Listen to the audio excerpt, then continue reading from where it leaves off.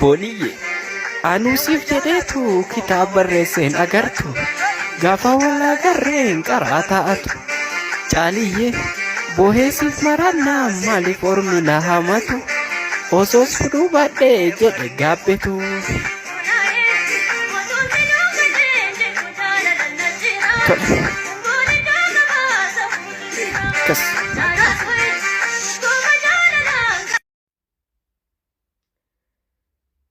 Jaalala si jallu keessa wayii silaa asii liqimsa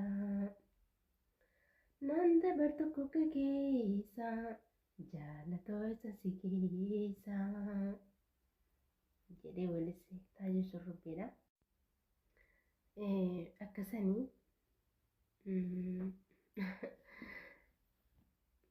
waa'ee amma sheeka jechuudha. Jechuun ustaaz jedhaniini maqaa isaallee hin beekuni. Kan inni booniyee qofaan dhaguu jira. Dhugaa rabbii dubbachuuf jechuudha. Dhugaa rabbii dhiirri akkanaa jechuudha. Dhiirri akkanaa booddee lubbuu kee booddee jechuudha lubbuu kee baasuu irraa gortu.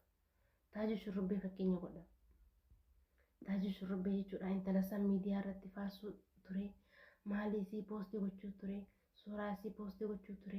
Maaliyyootii jedhee poostii gochuu ture. Garuu immoo isiin Facebook ofii jalatti jechuudha suuraa isaa tokkittii poostii goone. Booddee intala san lubbuun isii baataate addunyaa kanarraa dhabamte inillee akkasitti mana sanitti gale jechuudha. Isin galee yaa namni dhugaan si jaallatu jaalalli gar lameedhaan. Jaalalli gar lameedhaan. Isin galee namichi kuni I think amma xiiqin namallee kana gochuu jira. Xiiqin namoota hedduullee akkatti isa maraachuu jira. Garuu immoo inni intala tana jechuudha akkatti faarsuun isaa kuni booddee isaa numarra gennee gara jechuudha. Dhugaa rabbii dubbachuuf booddee isaa jechuudha. Isin galee. Kanaafuu namni dhugaadha jaalalli dhugaadha waan nama goone hin qabu. Garuu immoo yaani biqa gar lameedhaan. Gar lameedhaan yoo tole.